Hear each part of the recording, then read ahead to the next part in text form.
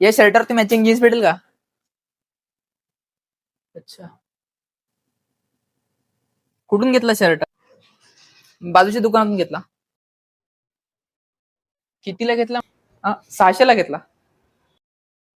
Shirt तर बरोबर घेतलं याने, पण तू असं काहीतरी कर का याला या गोष्टीचा पछतावा झाला पाहिजे आणि शेजाऱ्याच्या दुकानातून शर्ट घेतलं असं.